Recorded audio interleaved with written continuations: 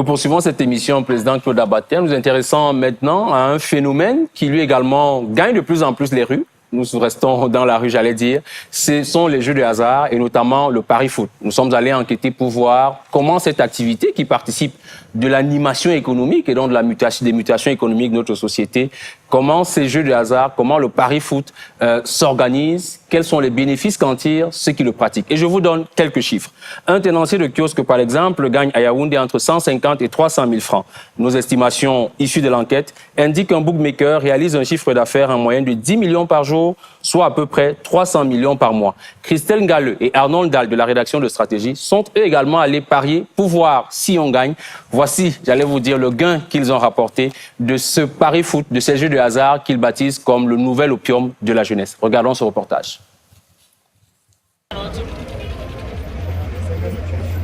Du haut de ses 1,75 m, André Zengue, la trentaine environ, est tenancier de kiosque à Paris Foot.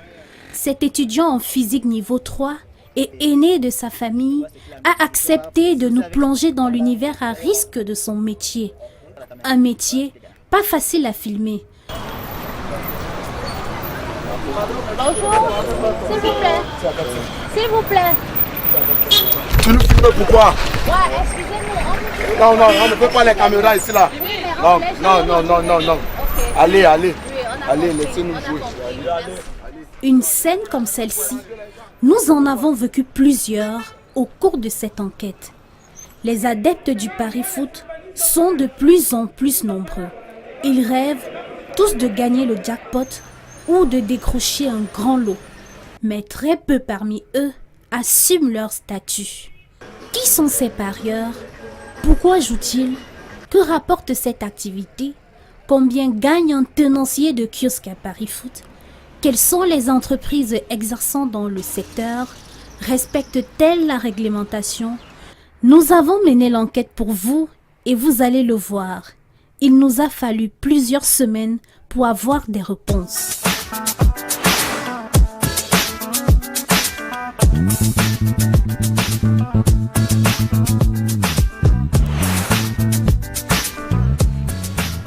Pour gagner de l'argent, on joue de tout et à tout.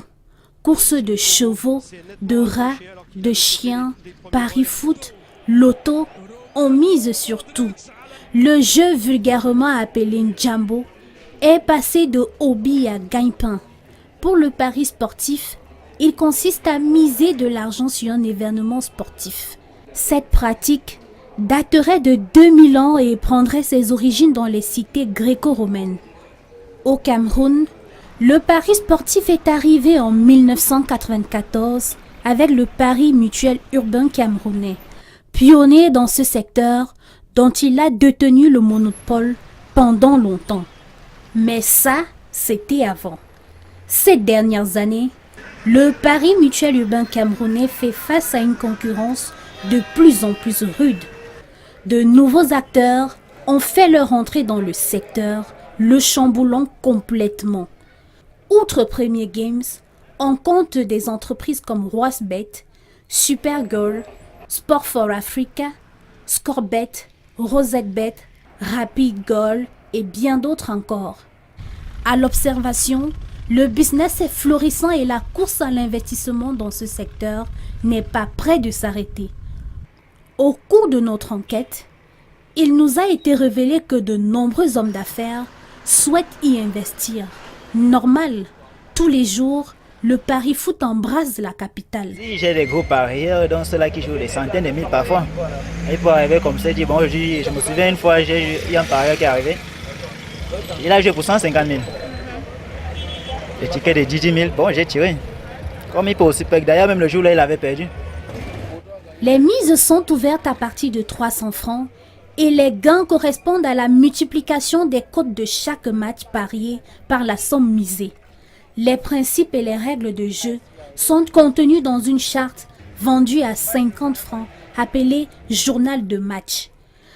Un document essentiel dont le contenu informe sur les équipes en compétition, leurs cotes et leurs adversaires. Dans cet univers spécial ou délinquance, malhonnêteté et vol font bon ménage, certains parieurs ne tarissent pas d'imagination pour duper André. Dès mon premier jour, j'ai reçu le baptême, j'avais perdu 5 000. Nous avons plusieurs risques. Par exemple, les gars qui triquent les tickets. Ils font comment? Ils peuvent tirer un ticket ici. Et puis, si ça passe, c'est au cas où ça passe, qu'est-ce qu'ils font? Ils peuvent arriver chez moi comme je suis là. Ils décaissent les tickets. Mais comme c'est une somme assez élevée, je ne peux pas payer. Par exemple, comme il ne peut pas payer. Et puis la personne en temps avait déjà d'abord photocopié les tickets. Je le paye ici, il part avec la photocopie à l'agence et on le paye. Moi, quand je vais faire le versement le soir, on me dit que le ticket est déjà payé et je perds. Ces pertes qu'André est obligé de supporter. Quant à ses recettes journalières, elles varient entre 35 et 400 000 francs CFA, duquel il est prélevé 8% pour son salaire. Après calcul, le salaire d'André se situerait entre 150 et 300 000 francs CFA le mois. Nous souhaitons savoir quelle pourrait être alors la recette journalière d'une agence de Paris. Ici, le silence est roi. Toutefois, pour faire notre propre idée, nous décidons de faire un simple calcul.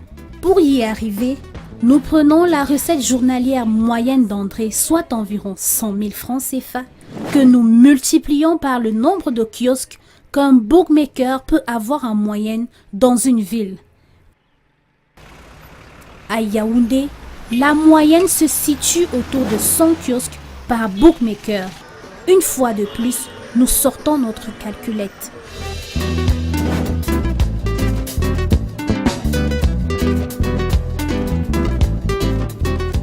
Le résultat est saisissant. Au final, une entreprise de Paris installée à Yaoundé réalise au minimum un chiffre d'affaires de 10 millions de francs CFA par jour, soit plus de 300 millions de francs CFA par mois. 300 millions par mois pour les bookmakers. Et combien pour les parieurs? Les adeptes sont-ils conscients d'enrichir ces entreprises? Ces questions ne reçoivent aucun écho favorable auprès d'eux. Pour ceux qui ont l'habitude de perdre, la victoire des autres est leur motivation. Ça, c'est le cas du parieur compulsif. Plus il perd, plus il se dit qu'il va gagner. En fait, il croit ce qu'on appelle la chance. Mais le pari sportif est basé sur ce qu'on appelle des algorithmes. C'est un peu comme les jeux de cartes. C'est ce qu'on appelle des algorithmes. Donc, plus il perd, plus il va chercher à jouer. Il va s'endetter. Parce que le pari sportif crée déjà ce qu'on appelle des dépendances, comme l'isolement, le retrait envers la société. Il y a aussi l'endettement.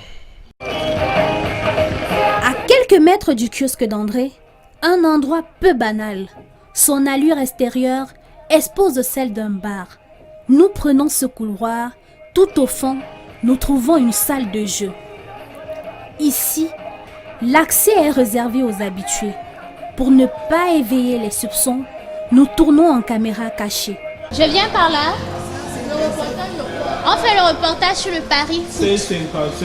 Et c'est un magazine économique. On aimerait savoir en moyenne combien vous pouvez avoir de recettes par jour. Est-ce que c'est possible d'avoir cette information?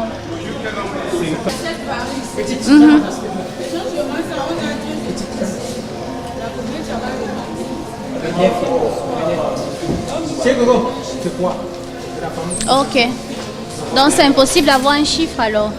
Ok, merci. Vieux, jeunes et moins jeunes se retrouvent après avoir validé leur ticket dans les kiosques pour vivre la compétition sur le grand écran. Même les mineurs, pourtant interdits de miser, peuvent s'y réfugier et valider leur ticket sans inquiétude. Après cette escale, nous décidons de poursuivre notre enquête au célèbre lieu dit Carrefour Paquita. Ce carrefour, on l'appelle Paquita. Ici, une salle de jeu toute neuve. Très rapidement, nous nous apercevons que nous ne sommes pas la bienvenue. Nous restons donc à l'extérieur où certains joueurs acceptent de partager avec nous leur expérience. L'année passée, j'ai gagné 65 000.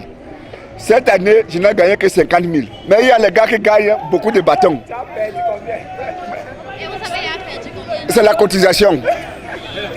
C'est la cotisation. Oui, le jour que ton tour arrive, tu gagnes.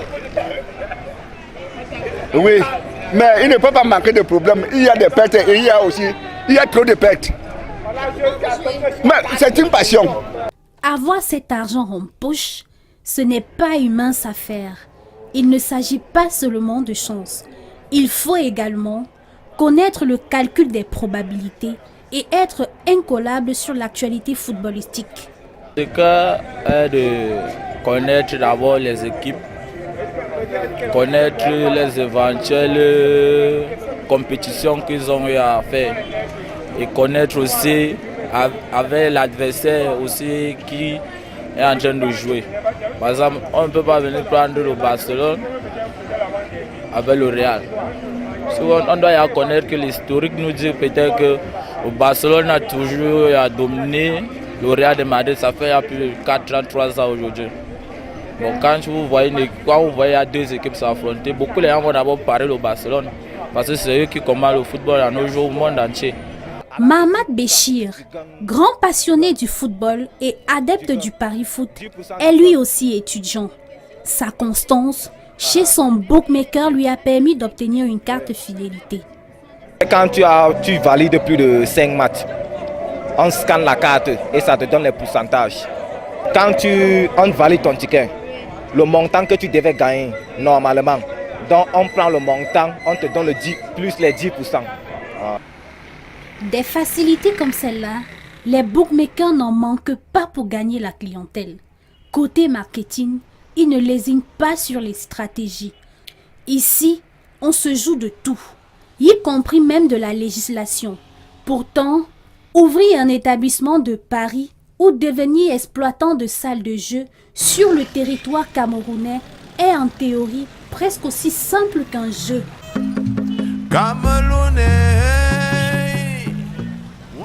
Les conditions à remplir, les voici. Avoir une autorisation d'exploitation, avoir une patente, s'acquitter de la TVA, des impôts sur le revenu et payer la taxe sur les jeux de hasard et de divertissement. L'activité s'étend au-delà du réel. On parle désormais du pari en ligne. Dans ce nouveau segment, les paris se font sur Internet et les paiements par virement bancaire. Par conséquent, difficile de contrôler les transactions.